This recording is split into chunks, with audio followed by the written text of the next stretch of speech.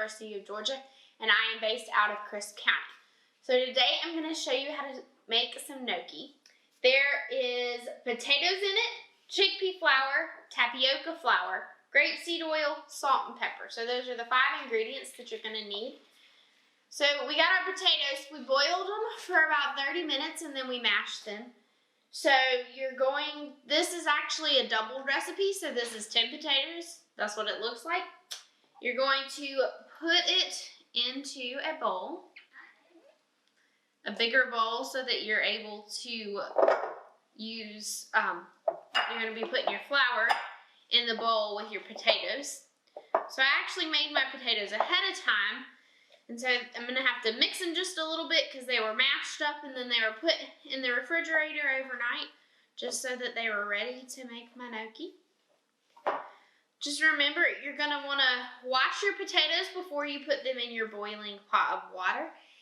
And then you're going to want to pill your potatoes at the end. And if you let them boil long enough, the pilling is just going to fall right off.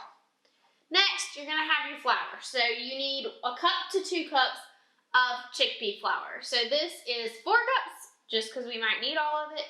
It's all mixed in there together. So we're going to add a little bit at a time as we get it all nice and combined.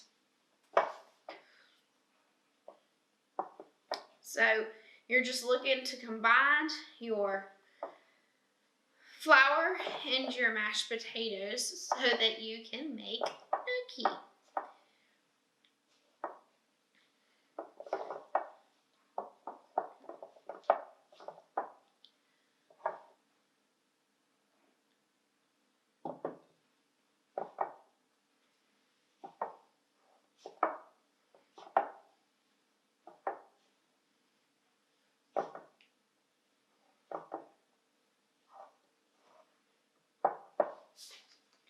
So as you keep mixing it,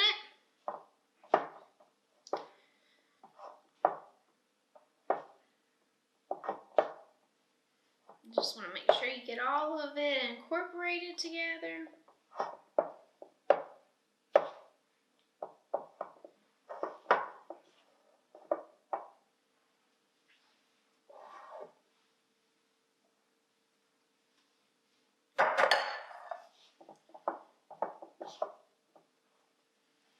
So what I did was I measured and leveled off each of my measurings with a dry measuring cup into the larger bowl so that it was just easier. I didn't have to do a cup at a time. It was just already measured into a bowl for me. So once we've got it incorporated, as we're still incorporating, you're going to add salt. So I use sea salt. So this is about 2 teaspoons of salt you're going to add into your gnocchi. Then you're going to add just a little bit of pepper. So it's about 2 teaspoons of pepper as well. And then you're going to mix that in, kind of look for the pepper specks to get spread throughout your gnocchi.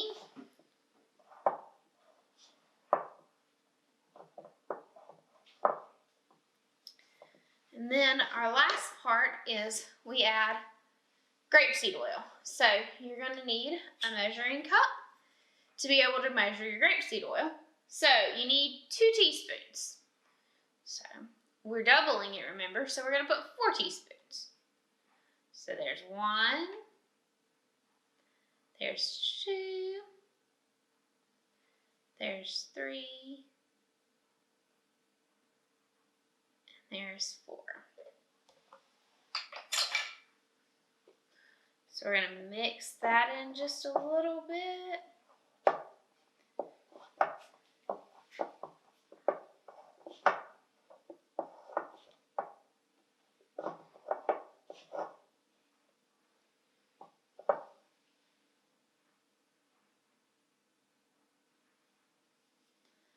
So it looks like it's still a little bit flaky, so we're going to add just a little bit more grapeseed oil into it. Just another teaspoon at a time.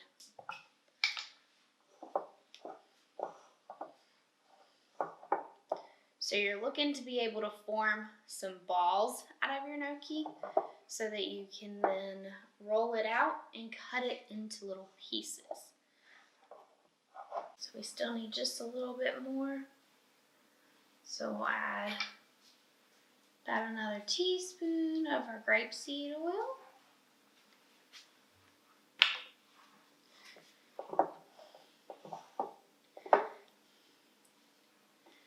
And then you're just going to be forming balls that you can roll out and cut into pieces.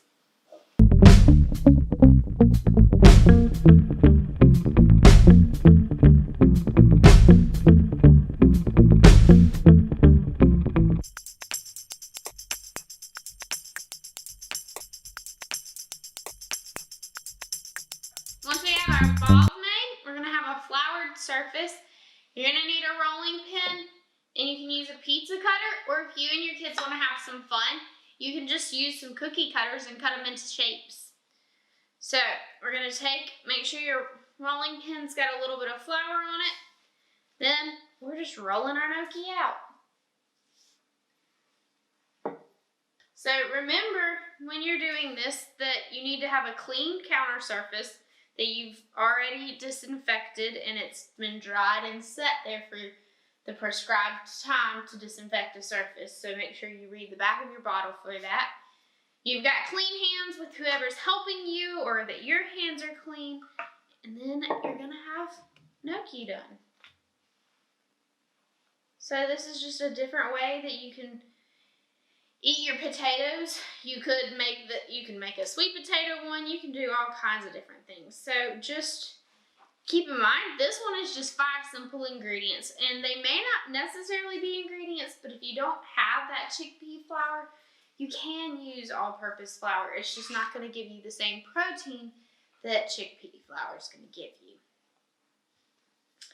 So once you get it all nice and rolled out, you can do several things once we get it cut. You can go ahead and cook it and enjoy it now. You can store it, or you can freeze it for later. Any of the options are good. But when you cook it, you are going to put it in a large pot. You can boil it, and it only takes 2 to 3 minutes for gnocchi to be finished. So we're just gonna cut little slices. You can be very particular and make sure they're all the exact same, all look identical, or you can let it look homemade and just have a little bit of rough around the edges. Totally up to what you want and then what you want your look to be for the serving of your gnocchi.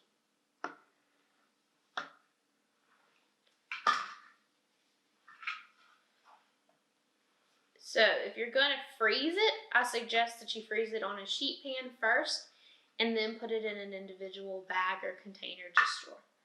So your gnocchi's going to look something like this. So remember, it doesn't take more than 2 to 3 minutes to cook. Thanks, and enjoy the gnocchi. So once we've got our gnocchi cut, you can either do it in a rope to get the balls or just ball up those little squares. Once you've got that, you get your water boiling in whatever serving size you're doing. And then you're also going to need a small pan with some oil ready. And we can just keep using the grapeseed oil, or if you'd like to use a different one, you are welcome to make that transition. But we're going to boil them, and they're going to boil until they come to the top. And then we're going to transition them into giving them that crispy taste. We're at a slow boil in our pot, so we're going to drop our gnocchi pieces in. And you're going to wait for them to float to the top, which shows that they have cooked. So be sure that your handles are facing to where you're not going to have a problem on the stove. And if you got little helpers, be careful because you are dealing with hot water. So we're going to let our gnocchi boil.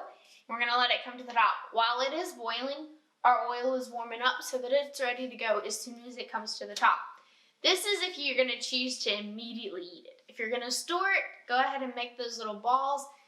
You can keep it in the fridge, or you can go ahead and put it on a pan and freeze it and then put it in individual bags so that you can have it later and it stays fresh.